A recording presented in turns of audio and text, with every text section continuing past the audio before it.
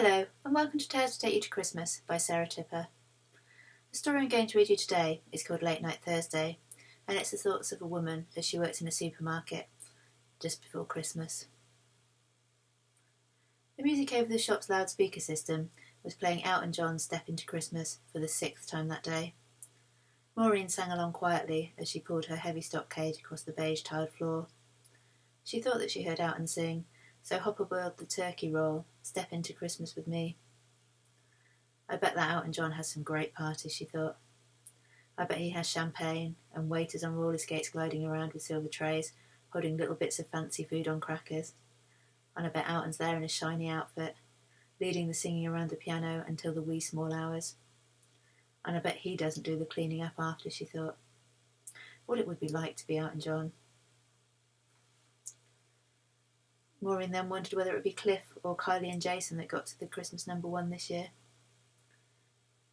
She reminded herself to pop to W.H. Smith's tomorrow lunchtime and get the Smash Hits Yearbook 1988 for her daughter Anna.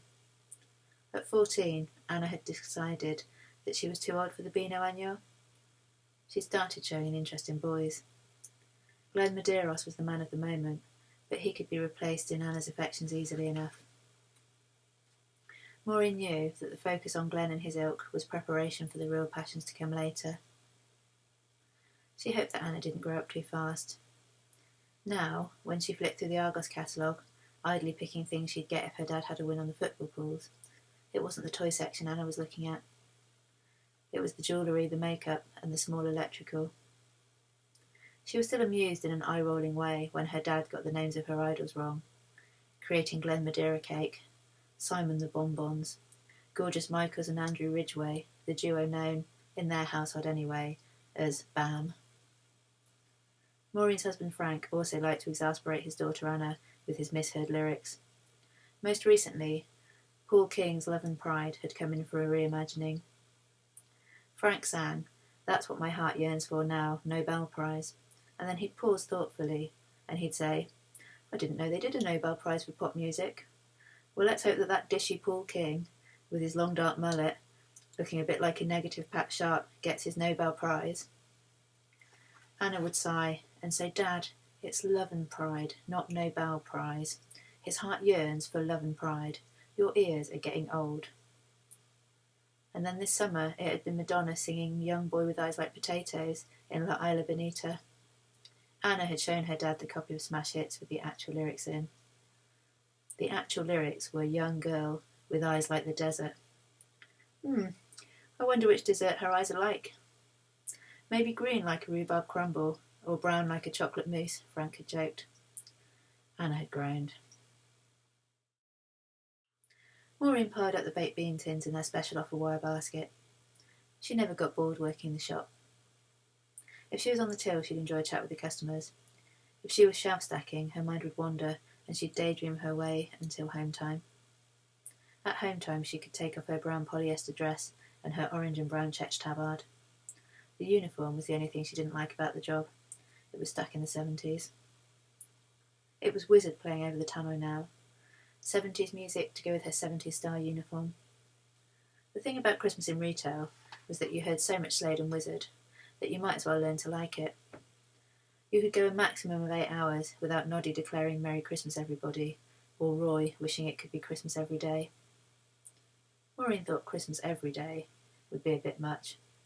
She'd like it to be Christmas twice a year, perhaps. Wizard reminded her of a green and gold Lurex jumper she'd had when she and Frank had been courting. After stacking the beans, she stacked the Christmas crackers. The economy crepe paper ones went on the shelf just in time. There was only one box left out on the shop floor. With the luxury crackers, she created a pyramid near the shop entrance. They were made of foil and they looked splendid, catching the light. She glanced at the back of the luxury box. There were the usual contents: Jacks, a mini Skittles set, a small comb, a plastic car, a lime green plastic ring, a pink hair slide, a fortune-telling fish, a giant paperclip, a mini magnifying glass, a pencil sharpener, a false moustache, and a bouncy ball. Her preference would be the fish or the ring. She wondered what sort of Christmas arrangements the customers she saw week in, week out had made. There were two couples who stuck in her mind because their behaviour was at the extremes. Most people had the odd bicker and grizzle, or the odd cuddle and handhold in the supermarket, but these two couples were like chalk and cheese. One pair were always smiling, and one pair were always frowning, and they came in every late night Thursday. And Maureen knew they would be in soon. In her head, she called them the Jolly Smiths and the Grouchingtons. She didn't know their real names. Once, when she'd been on the till, she'd nearly seen the Grouchingtons' credit card, but then he'd decided to pay with cash, so she still didn't know his name. The Jolly Smiths mostly bought a basket or two of cheaper stuff, but went happily around the shop. They held hands by the frozen food. He kissed her by the cat food. The Grouchingtons always had a trolley of pricey stuff. She snapped at him by the sanitary towels.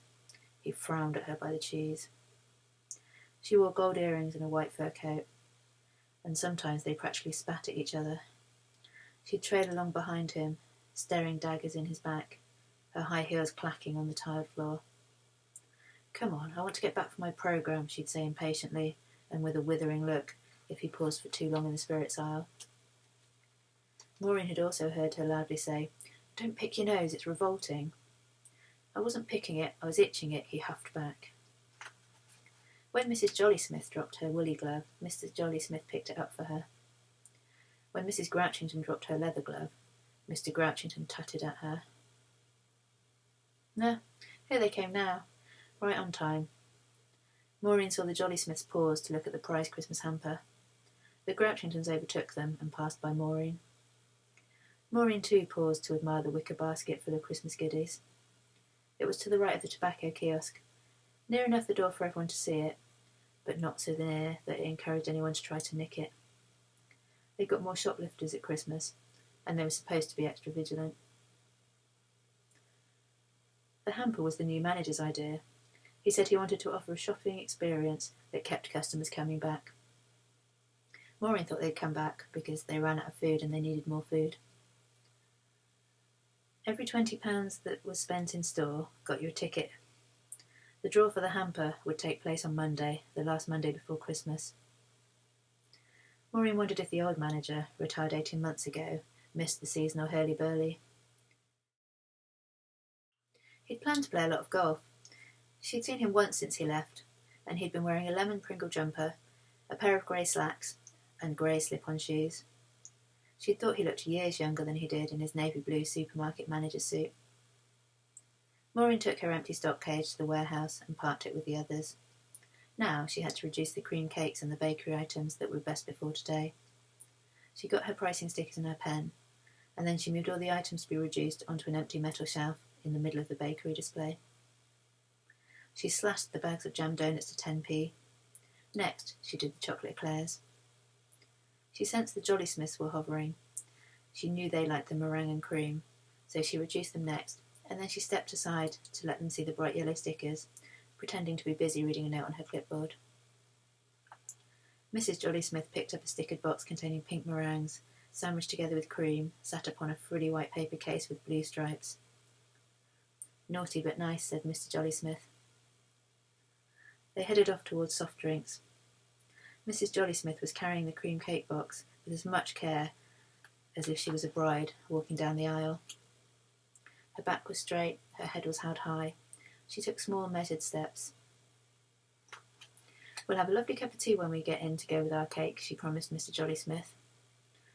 Well, yes, Maureen thought. No one plans to make a horrible cup of tea, do they?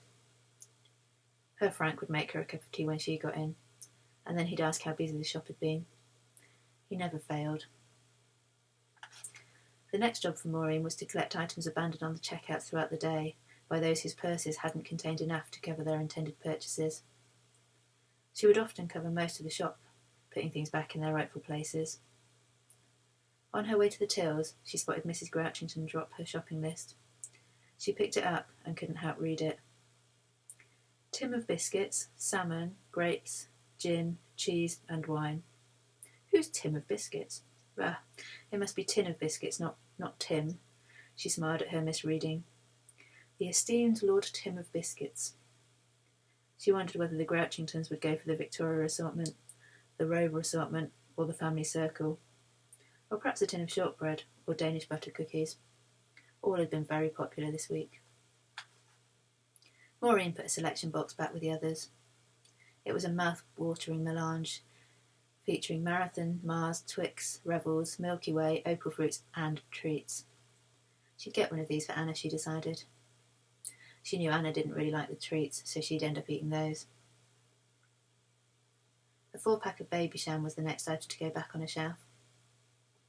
She was near the Grouchingtons again, in the booze aisle.